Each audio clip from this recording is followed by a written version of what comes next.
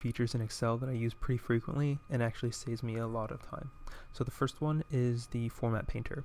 So with the format painter, you can copy particular formats, either in a cell or in a row of cells, and paste them to another set of data, and they'll take on that format. So for example, here I have a row, entire row, with some formatting in each column.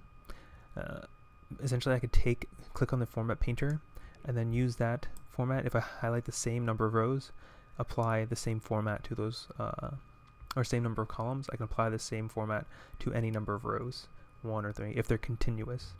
Now, if I want to only use this format to highlight a particular number of rows that aren't really continuous, so they're not in like one set like this, but they're something like this, just one-offs, then I can do that with the format painter as well, but I have to just double click on it so it locks it in. So that way I can just click on multiple ones that are in different areas. Because otherwise I would have to keep clicking on format painter each time. So for example here, if I click on it, you'll see that I'll deselect. That means I'll have to click it again. So that's just an easy way to reduce the number of clicks and the movement of your mouse with format painter. The next is go to special, and I use this to mainly target blank cells.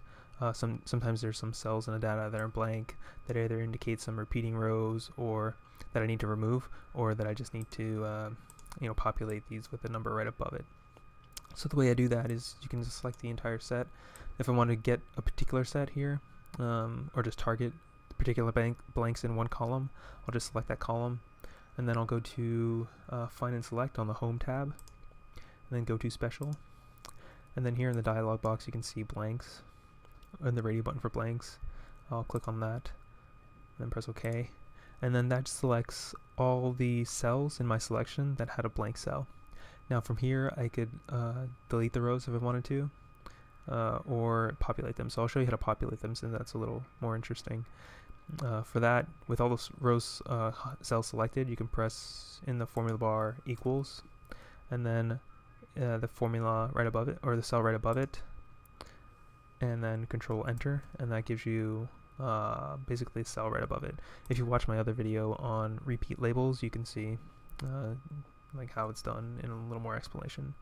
The alternative, if you want to just delete these rows, you can do the same. You could do something with on the Home tab by going to Delete, and then Delete Sheet Rows, and that will delete the entire row for those selected blank cells, and that'll just give you the non-blank cells for that one column, and the rest of the rows. The next is the Quick Access Toolbar. So here, so I have a set of data here, and just first glance, you think that, okay, this might be all the data that they have in this sheet, but it's not.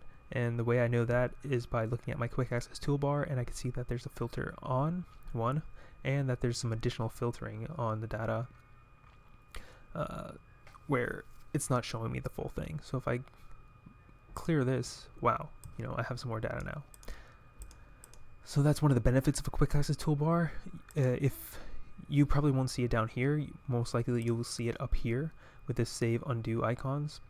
This is kind of standard, and I added some more commands that I use on more frequently.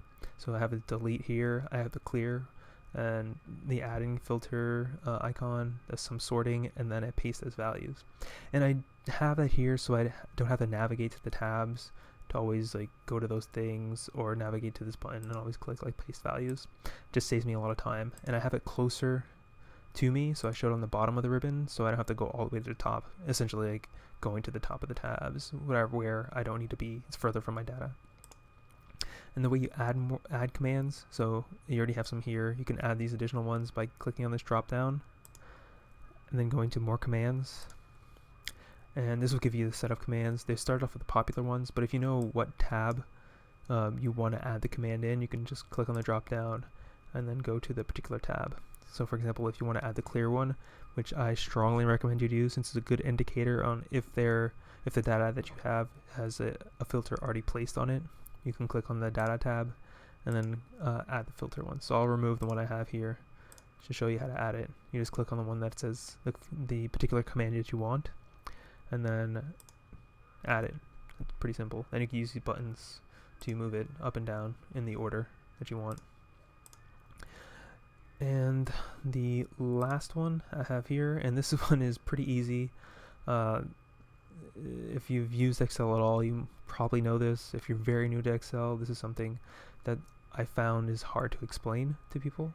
But essentially, it's this fill handle here. So whenever you see Excel, you see that there's like a little protrusion at the bottom of the cell. It's like just another block.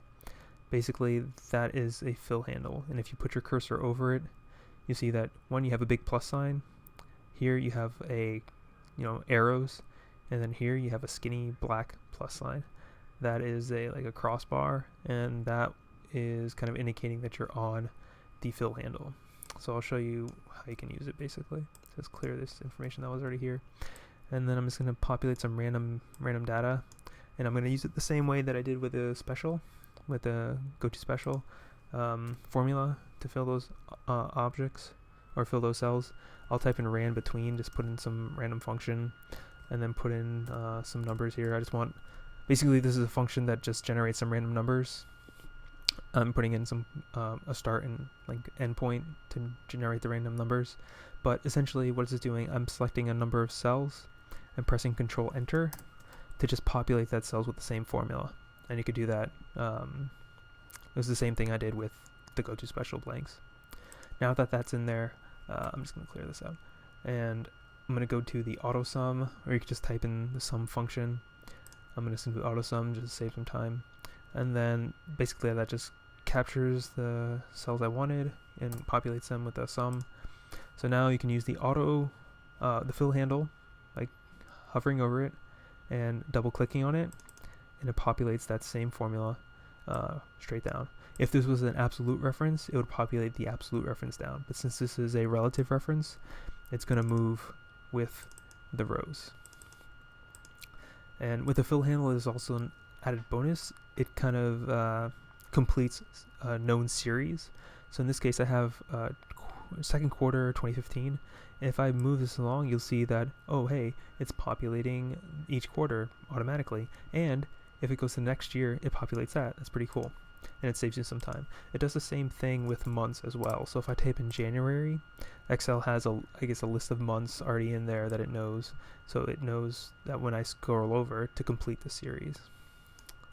So, and it does the opposite too. So if I have December, it will go to January. Just to show you, it's January, February, March. Same thing with the years. And with numbers, it does the same thing as well. So if I have one, it'll start off with a generic copy and paste, or copying that same number. But if you click on this autofill options and go to fill series, it'll just step by one.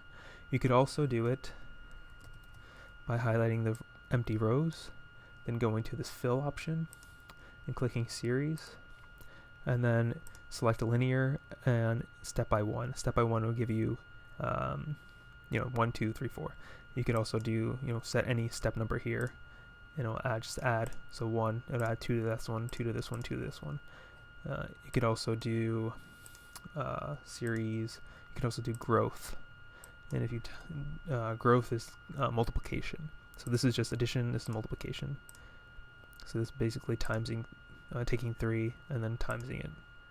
So this one is 3. So times 3 for the last one, times 3 here, and then times 3 here. So yeah, that's 4 quick and easy features of Excel that I use pretty frequently that save me a bunch of time, and yeah, they should be pretty standard. If you know those, you're well on your way to being efficient in Excel. And I hope that helps.